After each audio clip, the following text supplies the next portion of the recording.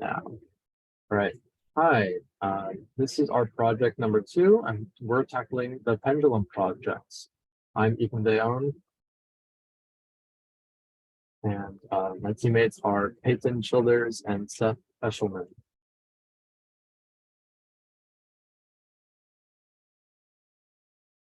So for this problem, we have two balls, one attached with, both attached on a string of length L to the ceiling with a degree theta in between, and the ball with mass m1 is released and eventually collides elastically with the ball of mass m2.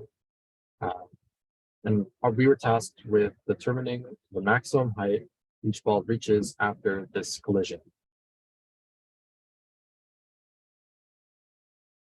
So for the important quantities and formulas for our problem, first we had the mass of the balls, m1 and m2, as well as the velocity initial for the second and the y initial for the second. We know that those were both 0 as it was stationary, and we're going to consider the heights that the second ball was at to be y equals 0. We also know L, the length of the string that both of the balls are on, as well as theta, the angle between the two strings before they were released, as well as the constant g for gravity. For our unknown quantities, we need to find what the problem's asking us to find, which is y1 initial, or y1 final and y2 final. But we also need to find y1 initial using trig identities, as well as v1 initial, v1 final, and v2 final to help us find those final y values. Some important formulas for calculating these: we have m1 times v1 initial plus m2 times v2 initial equals m1 v1 final plus m2 v2 final, as well as potential energy equals mass times gravity times height, kinetic energy equals 1/2 mv squared, and v1 initial plus v1 final equals v2 initial plus v2 final. As for some assumptions that we made for this problem, we assume that the total mechanical energy is conserved, as well as total momentum is conserved. We also assume that m2 has an initial velocity of 0, and m2 has an initial height of y equals 0. We also assume gravity is constant and air resistance is negligible.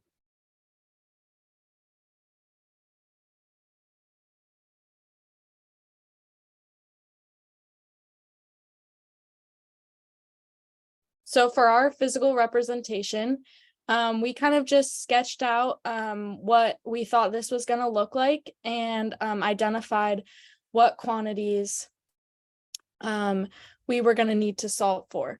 So on our before sketch, we have our beginning before the collision. We know that we need to find the height of the of mass 1, initially using angle theta and the length L. And then in our after sketch, we have what we envision the collision doing to both of the masses, having M2 come up higher, and identifying that we will need to find the height of M2 at the end.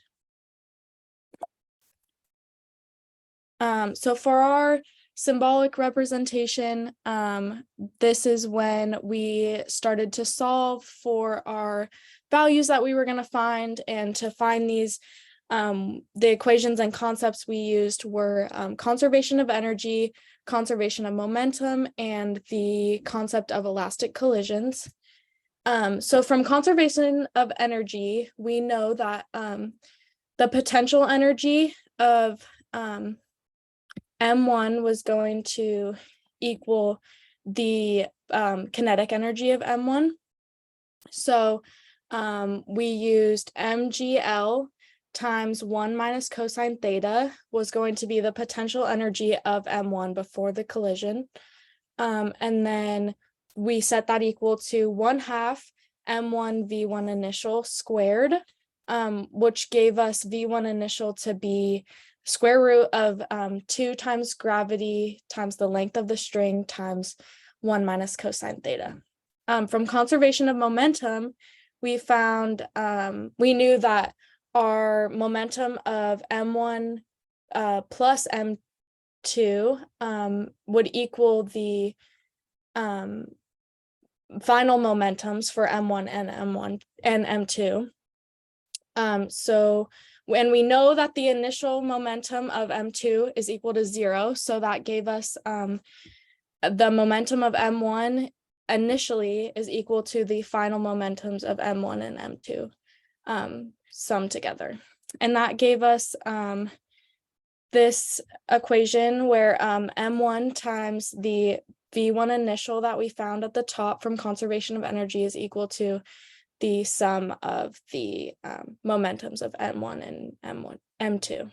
And then using the concept that the collision is elastic, we know that the velocity for m1, the initial velocity and the final velocity summed together is going to equal the velocity for m2 initially and finally summed together.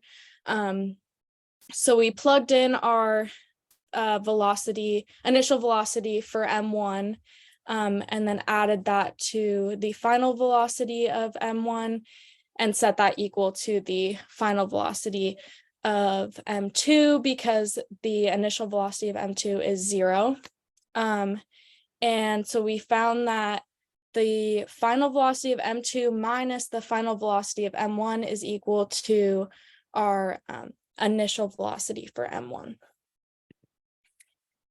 Using the equations we found previously, we were able to find that the momentum of m1 initially is equal to m1 times the velocity of m2 final minus the initial velocity of m1 plus the final momentum of m2.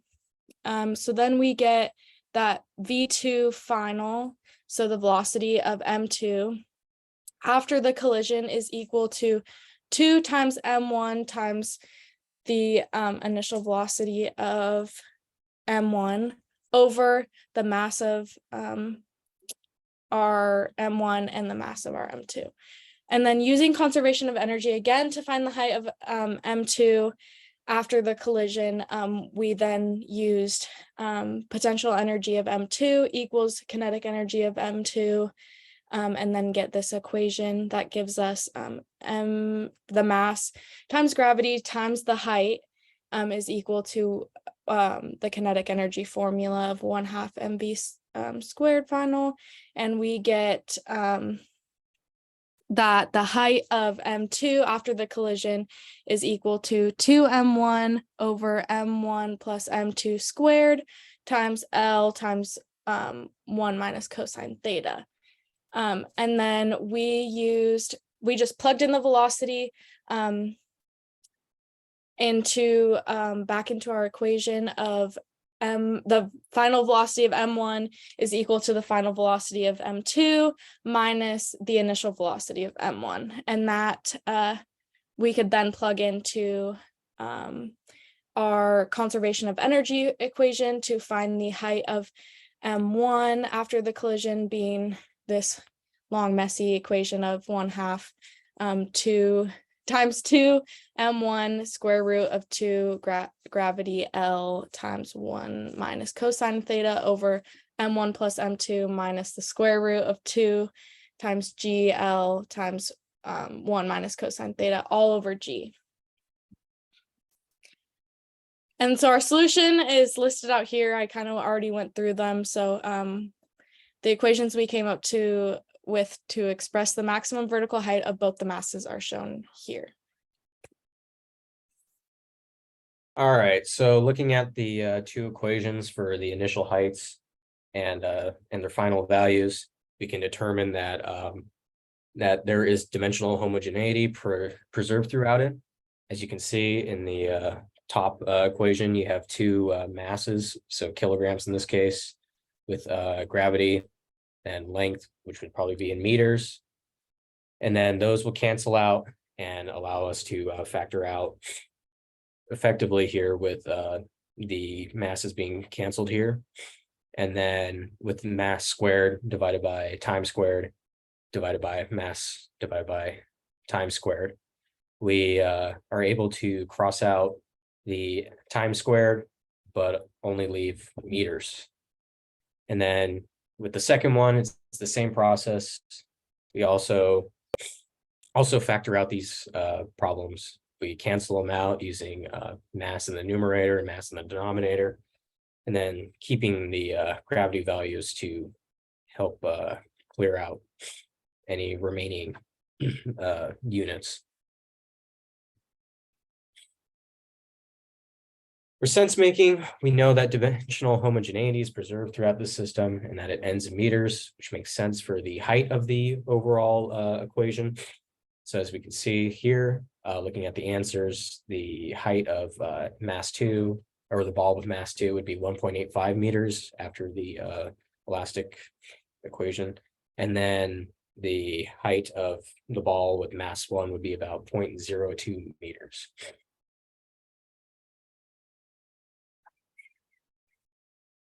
So observing those values, we can understand that there's a conservation of energy along with momentum from the ball that has mass m1 into the ball that has mass m2, which resulted in a higher height for the second ball and also a diminished height for the first ball. Looking between the relationships of these constants, we can see that they have clear physical relations. Theta has a direct effect on the velocity of the system. Changing either the velocity or theta will cause like certain heights of ball with M1 and ball with M2 to either be lowered or increased. And these two masses are different. So ball of mass 1 is a bit bigger than ball with mass 2. And so changing these values of mass will result in a change of force between the two objects. And then if the mass of the first ball is less than the mass of the second ball, then it results in less force applied to the second ball and a smaller resulting height. So in conclusion, we can see that it can be compared to some of the problems done in class and in the homework.